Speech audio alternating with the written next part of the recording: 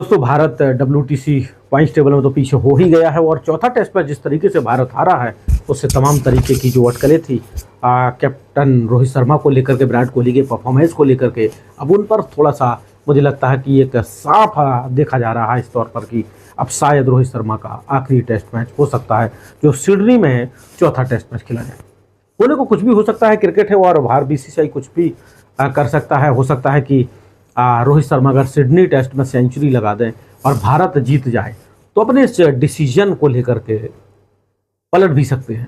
हालांकि रोहित का डिसीजन अभी नहीं है, ऑफिशियल अनाउंसमेंट नहीं हुआ है, बस मीडिया में चल रहा है और लोग ऐसी उम्मीद कर रहे हैं कि रोहित का जो बल्ला लगातार फ्लॉप है, विराट कोहली का बल्ला लगातार फ्लॉप है, कहीं ना कहीं अब दोनों को जो ये तलवार है पुरानी हो चुकी, अब मैदान में रख देनी चाहिए।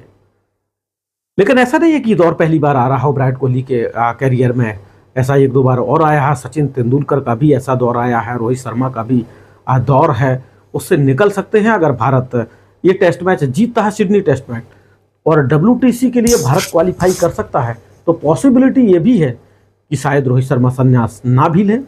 लेकिन एक बड़ा वर्ग है जो रोहित शर्मा को लाइक नहीं करता और एक तरफ विराट कोहली का वर्ग है, उसके अगेंस्ट वर्ग की बात छोड़िए, उसके अगेंस्ट जो लोग हैं वो चाहते हैं कि विराट कोहली अब संन्यास ले लें। रोहित शर्मा के जो हेटर्स हैं वो चाहते हैं कि अब संन्यास ले लें। क्रिकेट है, दौर आता है, आपने इतना कुछ अपनी कंट्री के लिए दिया है और अभी भी ऐसा नहीं है कि आप खराब खेल रहे। ठीक है, आप संन्यास लेना चाहते हैं तो ठीक है, आप ले लीजिए।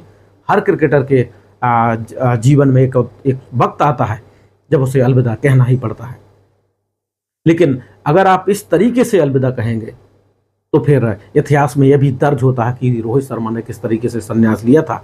आप विराट कोहली किंग कोहली हैं और सचिन तेंदुलकर के तमाम रिकॉर्ड को ब्रेक किया है, ODI मैक्सिमम सेंचुरी के रिकॉर्ड को ब्रेक किया है। लेकिन उस बल्लेबाज का जो अंतिम पड़ाव था किस तरीके से खत्म हुआ, क्योंकि सचिन तेंदुलकर का अगर आप पड़ाव देखें जब उन्होंने संन्यास लिया था तो बहुत बेहतर थे और 70+ का स्कोर किया था, सेंचुरी लगाने से चूक गए थे आखिरी इनिंग्स जो थी। और अगर आप सौरभ गांगुली को देखें तो सौरभ गांगुली का जो अंतिम पड़ाव था टेस्ट क्रिकेट की, जहां तक बात है, तो बहुत बेहतर था। वीरेंद्र सहवाग का थोड़ा उतना बेहतर नहीं था मैं कहूँगा, लेकिन उनका जो ओवरऑल करियर था उनका बढ़िया रहा था। VVS लक्ष्मण, उनका दौर अच्छा रहा है। और MS धोनी कैसे बल्लेबाज थे जिनका दौर टेस्ट क्रिकेट में बेहतर नहीं चल रहा था और ग्राउंड के बाहर ही उन्हें, सीरीज के बाहर ही उन्होंने अपने टेस्ट करियर के रिटायरमेंट का अनाउंसमेंट किया था। तो Rohit Sharma Sydney test match में खेलेंगे।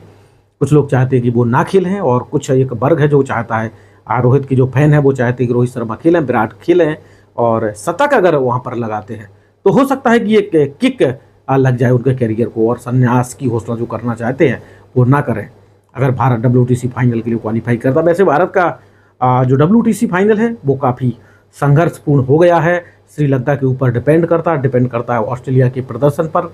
तो दूसरों के खेल पर अब भारत का जो भविष्य WTC का, अगर भारत जीत लेता है तब की बात है। अगर हारेगा तो फिर किसी की जरूरत ही नहीं, भारत WTC पॉइंट टेबल से बाहर हो जाएगा, फाइनल से बाहर हो जाएगा। जीतेगा तो श्रीलंका और ऑस्ट्रेलिया की जो रिजल्ट है उस पर डिपेंड करने वाला है। अदरवाइज ऑस्ट्रेलिया और श्रीलंका के बीच WTC का फाइनल है वो खेला जाएगा और श्रीलंका अगर WTC फाइनल के क्वालिफाई करती है तो वाकई में बड़ा दिलचस्प होगा।